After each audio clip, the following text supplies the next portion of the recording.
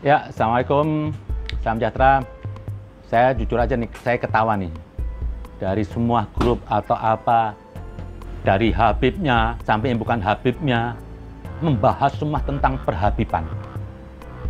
Karena ada dari Bahar Smith yang dia gila Habib, tapi nggak sudah melayak Habib, dengan melontarkan sikap-sikap mengatakan barang siapa yang nggak cinta kepada turunan Nabi masuk neraka. Itu yang dimaksud itu Ahlul Bait, bukan Bahar. Kalau cinta sama Bahar masuk neraka, yang mendingan saya masuk neraka. Masa saya nyuntain orang bego yang cuma modal nasab. Ini akibat akhirnya ribut lagi apa? Disambut lagi oleh Kiai Banten itu Imaduddin. Apakah di Indonesia ada cucu Nabi? Di dunia ada cucu Nabi, tapi di Indonesia ini belum ada yang terbukti secara ilmiah bahwa dia adalah cucu dari baginda Nabi besar Muhammad sallallahu alaihi wasallam. Maka siapa saja yang mengaku sebagai cucu baginda Nabi ingin dipercaya, silahkan adakan tes DNA dan kita akan percaya kalau DNA-nya sesuai dengan DNA orang Arab, sesuai dengan DNA Bani Hashim, sesuai dengan DNA daripada Bani Abi Talib, ayah daripada Sayyidina Ali karramallahu wajhah. Sebelum tes DNA kita orang para habaib, tes dulu DNA mereka. Sebagaimana sabda Rasul, orang yang tidak tahu tentang hak, kemuliaan, keutamaan keluargaku, anak cucuku, dan tidak tahu kemuliaan serta hak di sini maksudnya kemuliaan, keistimewaan, keagungan daripada sahabat-sahabat Ansor dan sahabat-sahabatku. Jadi gampang kalau ada orang benci sama anak cucu Rasulullah, benci sama sahabat, ya antara tiga ini. Kalau nggak munafik, anak hasil zina, kemudian anak haid. Pergi ke Robito, pergi ke Nagoba, tanya aja sana nasabnya Bahar bin Smith. Anak kan memberikan, anak membantah si Imaduddin pakai dalil, anak juga pakai dalil. Ada yang nggak terima, ada apa? Ini mah dalil mana yang membolehkan kamu berceramah itu ngomong goblok, bodoh, tolol, dalilnya mana? Dan apakah ucapan goblok, bodoh, tolol, bangsat itu adalah bagian dari ucapan yang mulia, yang bagus, yang dipuji oleh Allah dan Rasulullah? Apakah itu? Mohon maaf ya, saya mau nanya nih dalilnya ya. Dalilnya. Dan pernahkah Rasulullah itu memberikan contoh seperti itu ketika dakwah terhadap musuhnya sekalipun? Mohon maaf, jangan asumsi pribadi, jangan pendapat pribadi ya. Jangan. Saya ingin dalil. Karena kamu kan sering ngomong dalil dan dalil. Bukan katanya ngaku ulama, coba ngomongnya dalil. Setiap ulama itu ucapannya harus berdalil, jangan dari pribadi ya. Kalau dari pribadi, mohon maaf, tukang becak pun bisa, saya pun orang bodoh pun bisa. Kalau pribadi ya, penjahat pun bisa ngomong pribadi. Jadi kebenaran bukan pribadi, kebenaran adalah sesuatu yang sesuai dalilnya, ada referensinya, ada contoh teladan dari Rasulullah dan dari ulama-ulama yang soleh. Apalagi dia menjadikan umat Nabi Muhammad dijadikan sebagai budak, bukan diangkat derajatnya, tapi dijadikan sebagai budak-budak manusia, diajak demo yang tidak ada manfaatnya, bukan demi agama, bukan demi Rasulullah, bukan demi apapun yang bermanfaat bagi yang diajak, tetapi hanya demi namanya semata. Maka ini memanfaatkan umat Islam untuk kepentingan pribadi. Para ulama tidak boleh diam lagi. Sama kayak orang nanya, Beb, gimana tentang Habib Zain Kribo? Ya walaupun dia begitu modelnya, ya tetap dia Habib. Terus bagaimana? Walaupun begitu modelnya, ya Habibnya nggak hilang lah. Meributkan tentang nasab, keturunan Nabi itu nggak ada. Apa sih pentingnya mau ributin nasab ini? Emang kalau saya ini ngomong nasab, saya bisa memancarkan ilmu matematika, terus ilmu teknologi, atau ilmu tafsir? Kan nggak ada. Ini dialog pepesan kosong, dialog anak kecil. Saya nggak melihat Bahar dan Imaduddin sama juga lah.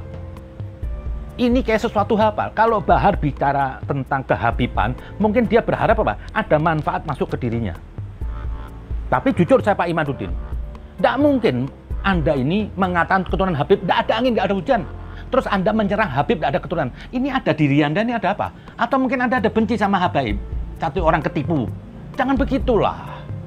Ini perhabiban ini sudah ada dari nenek moyang. Kalau menurut di NU itu dari Kiai Hasyim Asy'ari itu sudah mengakui Habib. Dan sampai Gus Dur pernah bilang di negeri Irian ini bersyukur masih ada keturunan Nabi yang hadir membawa berkah. Itu bagi saya nggak penting. Saya ini Habib, saya nggak petean jadi Habib. Cuma saya lihat nih ribut-ributnya apa? Nggak ada manfaatnya. Mau lebih bahas tafsir, Ramadan bahas tentang adab Ramadan. Ini ribut Habib-Habib. Yang dua-dua tuh sulit mau dibuktiin apa? Yang satu pakai buku. Buku itu belum tentu benar. Menolak katanya ini bukan keturunan Habib, terputus. Sekarang saya mau tanya, apakah kita nggak meyakinin kita ini sekarang punya kakek ada 100 tahun yang ke sana ada? Kan pasti ada kakek kita. Sekalipun kita nggak catat. Bukan kita ini datangnya dadakan. Baru abad 12 kita nongol, kan enggak. Pasti kita punya kakek, tapi kita nggak tercatat. Nggak usahlah kita memperdebatkan Habib-Habib ini nggak penting. Ini saya lihat apa? Turun jauh. Dan saya mintalah, nggak usah ditanggepin lah orang-orang ini lainnya. Seperti Bahar Smith ngomong, ini cuma seorang Bahar Smith kok semuanya jadi ribut. Ini kan orang nggak jelas.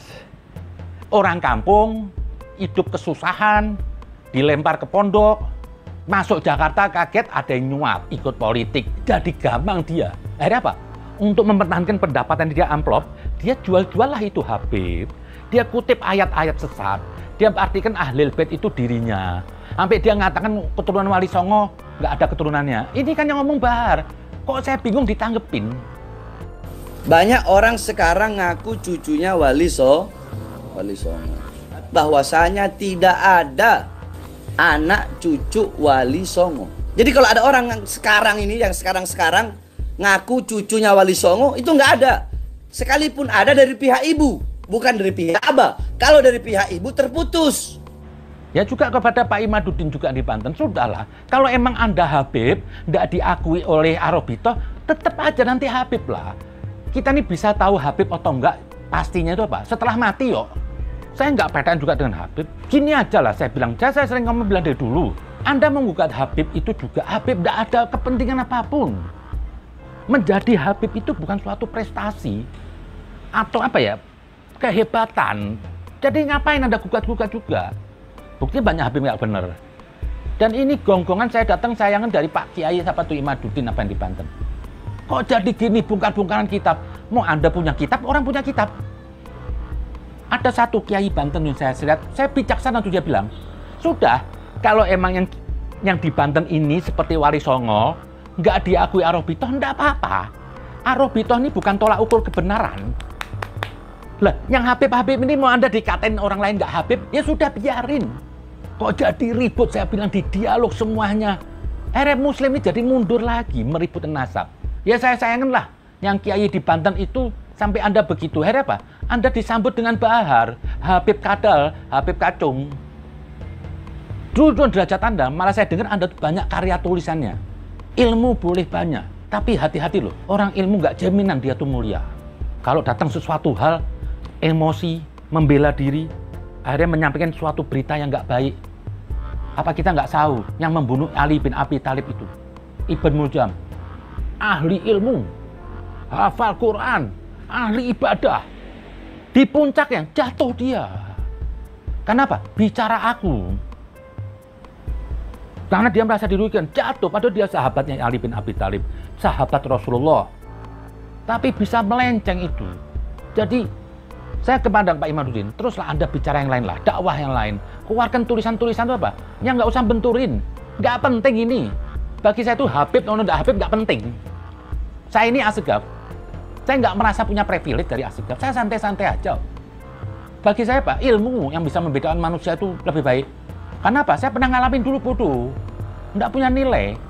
Nah, sekarang kalau orang tuh ada ilmu, nggak perlu lagi itu nasab. Nggak usah tanya lagi anaknya siapa si fulan. Orang hormat.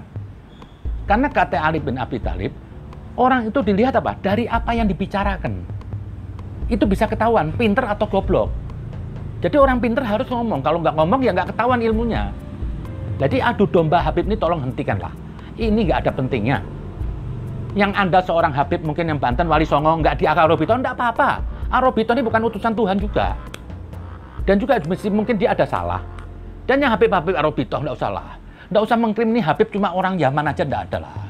Yaman itu mungkin cuma 1% mewakili Habib Indonesia. Wali Songo ini banyak di sini. Saya nggak mau nanggepin sangkaan Bahar Smith. Itu semua sangkaannya apa? Sesat semuanya. Saya bingung ini. Kok seorang Bahar ngoceh-ngoceh jadi mewakili Habib se-Indonesia? Direspon semuanya. Kayak nggak ada Habib lagi di dunia. Nggak usah lah. Anggap Bahar itu apa? Sampah. Nggak usah ditangkepin. Orang yang terlalu menangkepin Bahar apa? Jadi jatuh. Jadi apa? Gonggongan. Kayak di Arab Saudi, di Yaman, atau yang timur-timur itu ada nggak sih Habib? Habib ini banyak. Terlepas catatannya benar atau enggak, ada keturunan Nabi. Ada. Nggak mungkin dong, masuk keluarga Nabi semua mandul. Ada. Yang cuma di Al-Quran itu Ahlul Bait, hanya 5 orang yang disucikan. Yang lain itu ya cuma numpang darah. Ada satu perkataan dari Ali bin Abi Thalib. Keluarga Rasul atau sahabat Rasul adalah apa? Mereka yang mentaatin Allah. Sekalipun tidak ada hubungan darah dengan Rasul. Dan bukan keluarga Rasul, bukan sahabat Rasul, bagi mereka yang tidak mentaatin Allah. Sekalipun ada hubungan darah dengan Rasul. Ada contoh di situ apa? Salman Al-Farisi. Dinisbatkan dia apa? Kata Nabi. Dia min ahlil baitu, dia keluargaku. Padahal secara darah, Salman tidak ada hubungan darah. Dalam pandangan saya ini, saat ini ya, Muslim yang ada di Indonesia, baik NU dan Muhammadiyah, dalam pandangan saya loh, masih lebih tinggi daripada Salman Al-Farisi. Kenapa? Anda ini semua bisa begitu cinta kepada Rasulullah. Padahal Anda tidak pernah bertemu Rasulullah. Ini yang lebih mulia. Sementara sahabat-sahabat dulu mulia di zaman Nabi masih jumpa dengan Rasul. Jadi kekurangan apapun warga NU ataupun Muhammadiyah, di pandangan saya, Anda sudah mulia. Kok berapa di atas Salman Al-Farisi? Kenapa? Anda nggak berjumpa dengan Rasul. Dan ini pernah Nabi bicara kepada sahabat. Nabi bertanya pada sahabat, "Yei, siapa orang yang paling aku sayang, aku tunggu? Yang paling mulia?" Sahabat bertanya, "Keluargamu ya Rasulullah." Kata Nabi, "Loh, kalau keluarga saya itu baik, nggak ada kelebihan." Ada lagi, siapa? "Sahabatmu ya Rasulullah." "Loh, sahabat ketemu saya, kalau baik, ya biasa. Nggak baik justru nggak biasa." Terus tanya semua, "Siapa ya Rasulullah?" Kata, "Umat setelah aku. Tidak pernah berjumpa sama aku. Tapi apa? Dia bisa menangis untuk aku.